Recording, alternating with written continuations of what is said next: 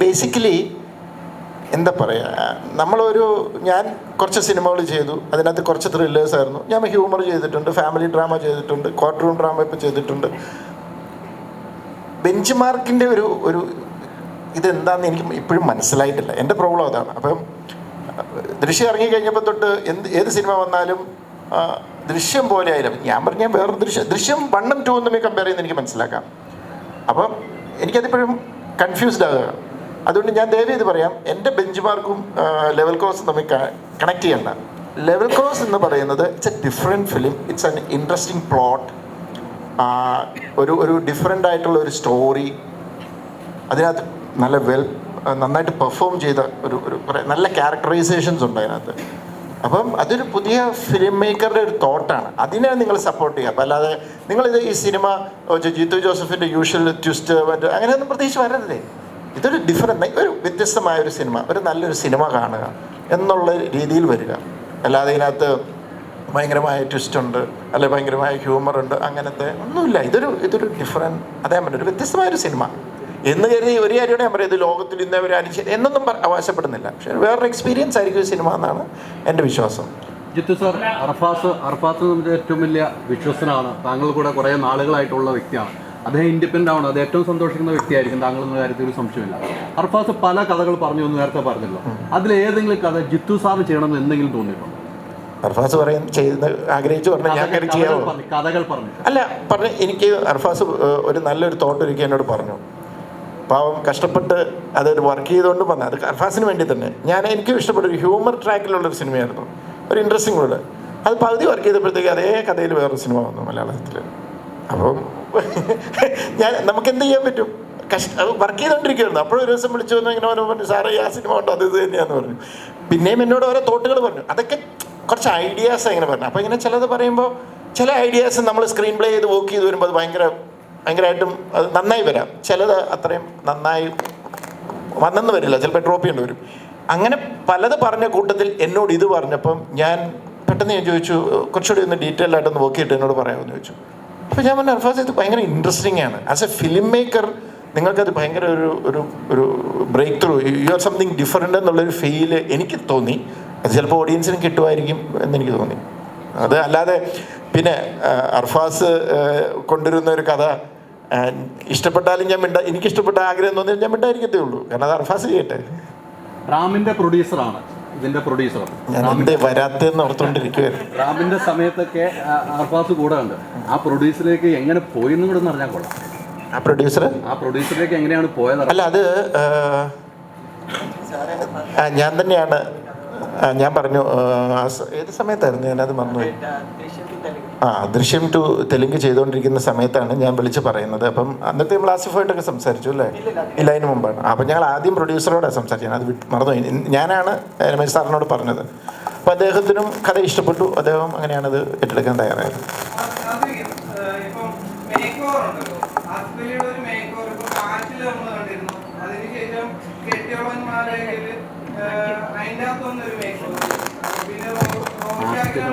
കണ്ണു മാത്രം കാണിച്ചിട്ട്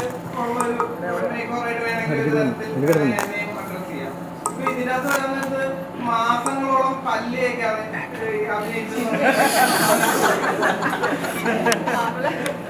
അമലയാണ് ആ റൂമറിന്റെ പിന്നില്. മാസങ്ങളോളം പല്ല് തേക്കാതെ അഭിനയിക്കാനോ കൂടെ നിൽക്കാനോ എനിക്ക് പറ്റുമെന്ന് അറിയില്ല. ഇനി അമലക്ക് അത് എപ്പോഴാണ് തോന്നിയതെന്നും എനിക്കറിയില്ല. കാര്യം ആ ക്യാരക്ടറിന് അങ്ങനെ ഒരു ഔട്ട്ലൈൻ ഉണ്ടായിരുന്നു കാണുമ്പം. കാര്യം ഒറ്റയ്ക്ക് താമസിക്കുന്ന ഒരാളാണ് അയാൾ. ഒരു സമയം കഴിഞ്ഞപ്പോൾ അയാൾ ലുക്സിനെ പറ്റിയിട്ടോ അല്ലെങ്കിൽ അയാളുടെ ജീവിത രീതിയെ പറ്റിയിട്ടൊന്നും അയാൾ ബോധേഡല്ല. സോഴ്സസ് അങ്ങനെ സൗകര്യമില്ലാത്തതുകൊണ്ടൊന്നുമല്ല, പുള്ളി ബോധേഡല്ലായിരുന്നു, ആരും കാണാനില്ല. അപ്പോൾ അങ്ങനെ ഉണ്ടായിരുന്നു. പക്ഷെ ഞാനതിനു വേണ്ടി പല്ല് തേക്കാതിരുന്നിട്ടൊന്നുമില്ല. പിന്നെ ആ പല്ല് ഒരു പ്രോസ്തറ്റിക് ആണ്. ഒരു ഡോക്ടറെ കൊണ്ട് നമ്മുടെ റോണക്സ് മേക്കപ്പ് ആർട്ടിസ്റ്റ് ഉണ്ടാക്കിയതാണ്. അപ്പോൾ ആ പല്ല് ഞാനാണ് ഡെയിലി വീട്ടിൽ കൊണ്ടുപോയിക്കൊണ്ടിരുന്നത്. ഷൂട്ട് കഴിഞ്ഞ് അത് റൂമിൽ കൊണ്ടുപോയി ഞാൻ തന്നെ രാവിലെ വൃത്തിയാക്കി കൊണ്ടുവരുമായിരുന്നു. അപ്പം ആ പല്ലാണ് ആ കാണുന്നത്. എൻ്റെ പല്ല് അകത്തുണ്ട്, അത് ഞാൻ ഡെയിലി തേക്കുന്നുണ്ടായിരുന്നു. എന്നിട്ട് ഡെയിലി ഒരു സെൽഫി എടുത്ത് അയക്കും വീട്ടിലേക്ക് പിള്ളേർക്ക്, ഗുഡ് മോർണിംഗ്.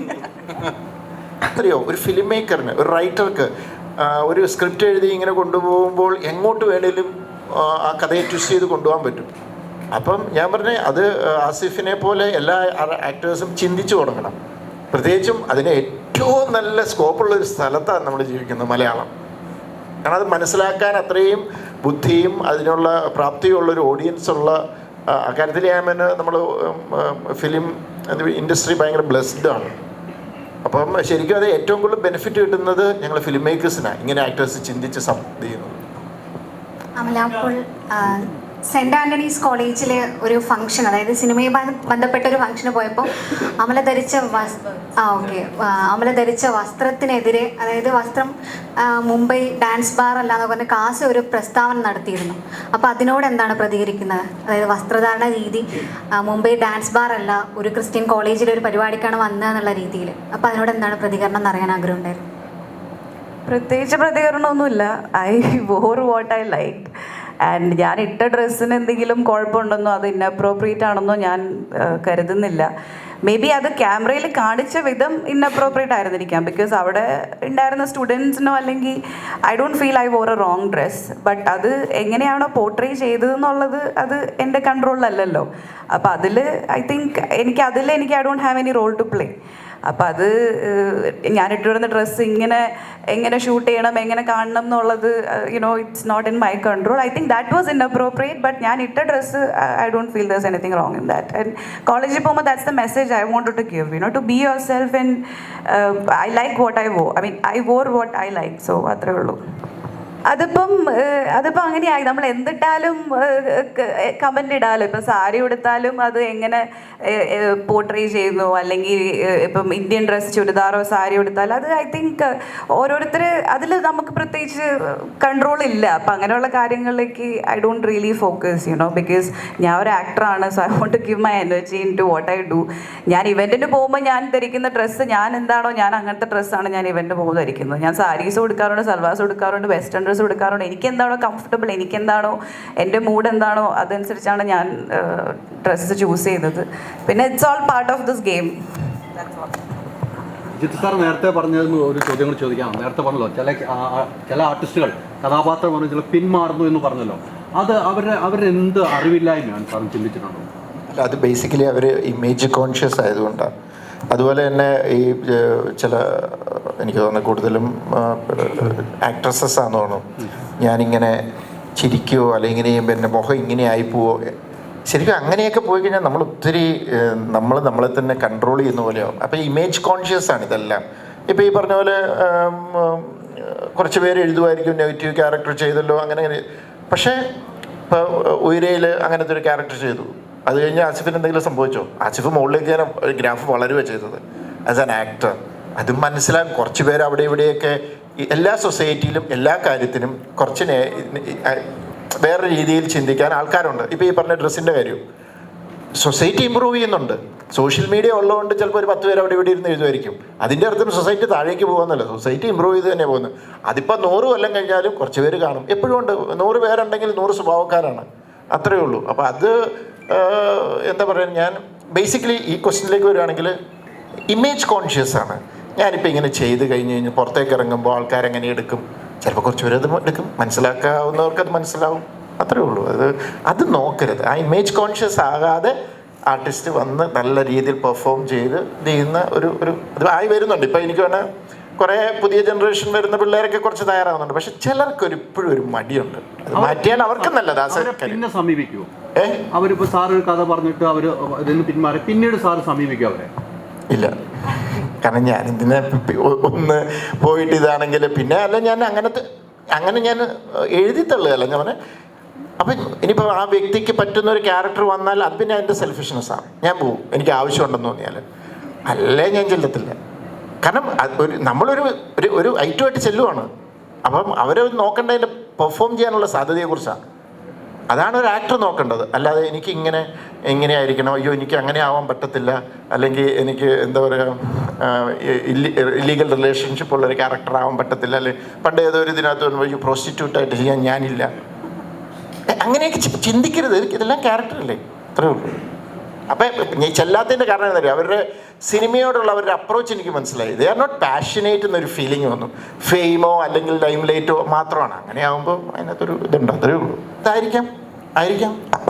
അത് അത് അത് അങ്ങനെ കാണുന്ന ഓഡിയൻസിൻ്റെ കാര്യമല്ലേ പറഞ്ഞത്.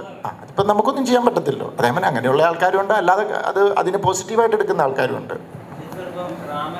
സമയത്ത് കോളേജിൽ ഫസ്റ്റ് ഇയർ ആയിരുന്നവർ കോളേജ് കഴിഞ്ഞു. ജിത്തു സാറ് തന്നെ അതിനിടയ്ക്ക് ലാലേട്ടനെ വെച്ചൊരു പടം ചെയ്തു, തെലുങ്കിൽ ദൃശ്യത്തിൻ്റെ റീമേക്ക് ചെയ്തു. ഒരുപാടായി. എപ്പോഴാണ് റാം ഇറങ്ങി? ഞാൻ ദയവേത് നിങ്ങളോട് ഒരു കാര്യം പറയാം. റാമിൻ്റെ ചോദ്യം ഇനി എന്നോടല്ല ചോദിക്കുന്നത്, ഇനി അത് പ്രൊഡ്യൂസറിനോട് ചോദിക്കണം. കാരണം ഐ എം ജസ്റ്റ് ഞാനും ലാലേട്ടനും എൻ്റെ ടീം ഈസ് വെയിറ്റിംഗ് ഫോർ പ്രൊഡ്യൂസറിൻ്റെ ഒരു തീരുമാനത്തിന് വേണ്ടി വെയിറ്റ് ചെയ്യണം. അപ്പം അദ്ദേഹത്തോട് ചോദിക്കുക, കാരണം ഞങ്ങൾ റെഡിയാണ്. അത്രേ എനിക്ക് പറയാൻ പറ്റുള്ളൂ.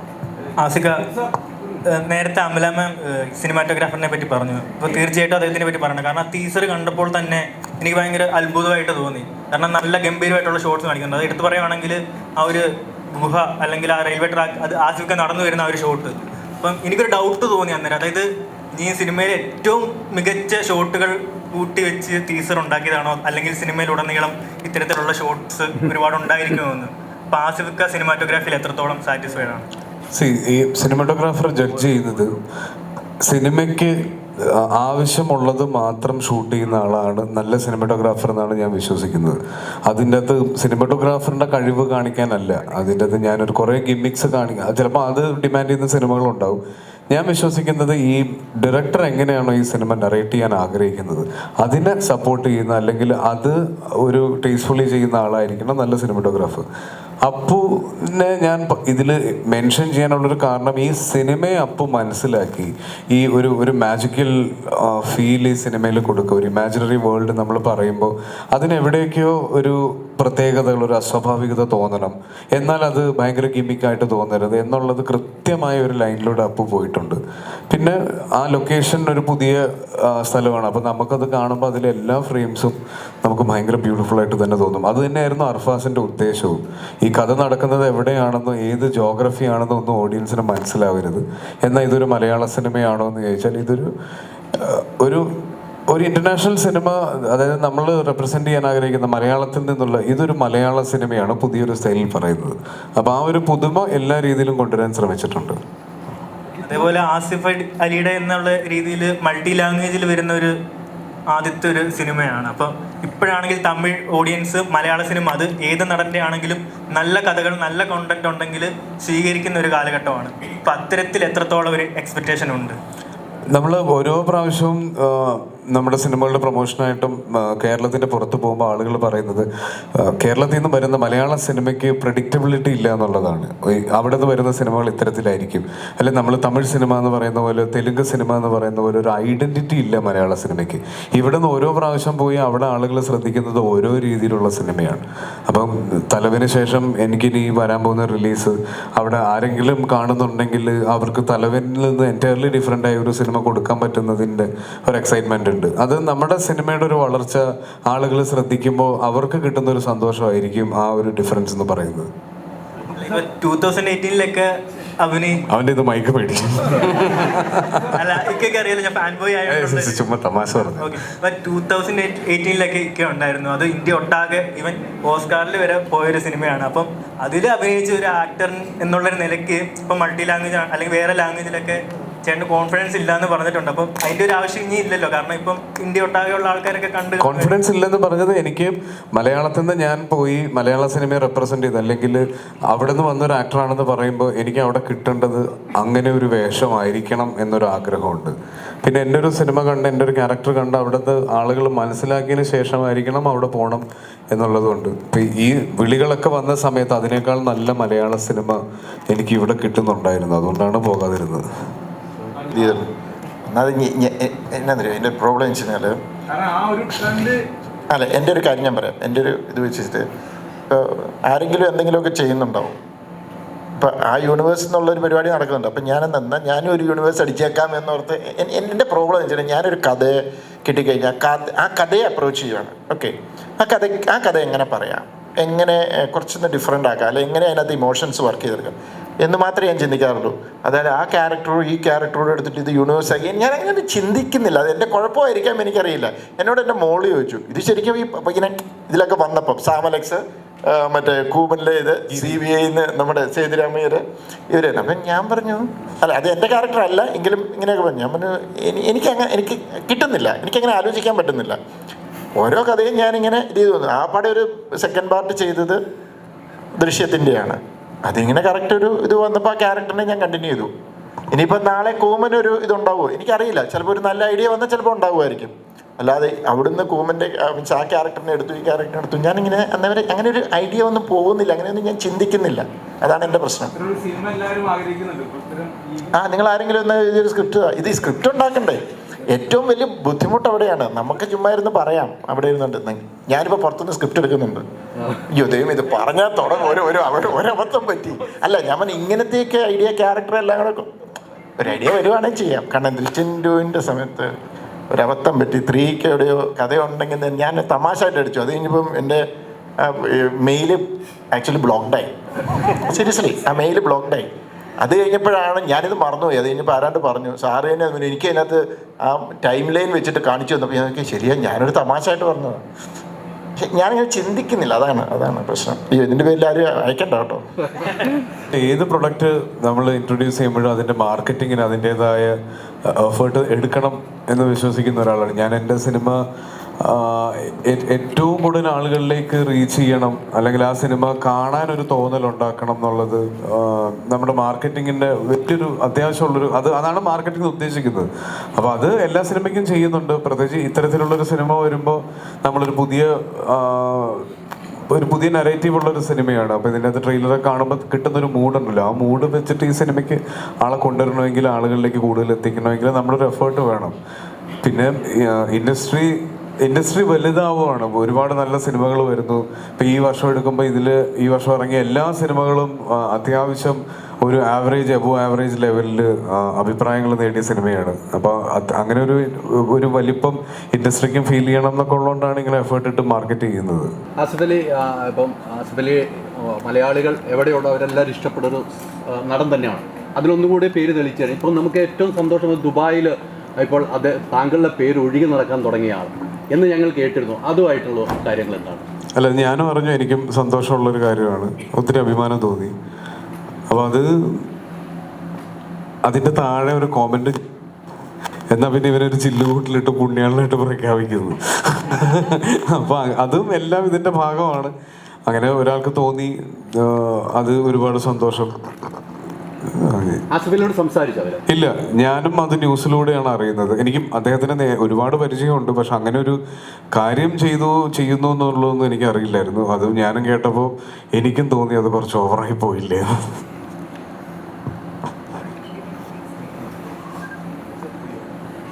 ഇന്ന് ഷറഫുദ്ദീൻ എത്തിപ്പെടാൻ കഴിഞ്ഞിട്ടില്ല. Sharafudheen is also playing a very important part in the film. 3 പേരും ഇമ്പോർട്ടൻ്റ് ആയിട്ടുള്ള ക്യാരക്ടേഴ്സാണ് ചെയ്യുന്നത്. അൺഫോർച്ചുനേറ്റ്ലി ഷറഫിന് ചില പ്രശ്നങ്ങൾ കാരണം വരാൻ പറ്റിയിട്ടില്ല. I feel very blessed to have these kind of actors in my film, and sir അത് പ്രസൻറ്റ് ചെയ്യുക എന്ന് പറയുന്നത് it's a dream come true. ഒരുപാട് സ്ട്രഗിൾസ് ഉണ്ടായിരുന്നു on the way, right from casting, like I've mentioned before, Amala ഈ സിനിമയിൽ വരണം എന്നുള്ളത് എൻ്റെ വലിയൊരു ആഗ്രഹമായിരുന്നു. ഈ സ്ക്രിപ്റ്റ് എഴുതുമ്പോൾ മുതലേ എൻ്റെ മനസ്സിലുള്ള റെഫറൻസ് ഇമേജ് അമലയുടെ ആയിരുന്നു. ഞാനത് മുന്നേ പറഞ്ഞിട്ടുണ്ട്. അപ്പോൾ അമലയിലേക്ക് സാറ് ഹെൽപ്പ് ചെയ്തിട്ട് finally I got Amala. Asif, Sharaf, ഇതുപോലെ ആക്ടേഴ്സിനെ കിട്ടിയത് എൻ്റെ വലിയൊരു ഭാഗ്യമാണ്. രാജസ്ഥാനിൽ പ്ലാൻ ചെയ്ത ഒരു സിനിമ ടുണീഷ്യയിൽ കൊണ്ടുപോയി ഷൂട്ട് ചെയ്യാൻ കഴിഞ്ഞത് അത് പ്രൊഡ്യൂസറിൻ്റെ സപ്പോർട്ട് കൊണ്ട് മാത്രമാണ്. അതുകൊണ്ട് രമേശ് പിള്ള സാറിനോട് ഒരുപാട് നന്ദിയുണ്ട്. ഇനി സിനിമ കംപ്ലീറ്റ് ആയി, it all feels worth when I see the reactions of them after watching the film. So I'm really looking forward to this. I hope you all go and watch the film and you hope like it. നിങ്ങളുടെ അഭിപ്രായങ്ങൾ പറയുക. Thank you so much.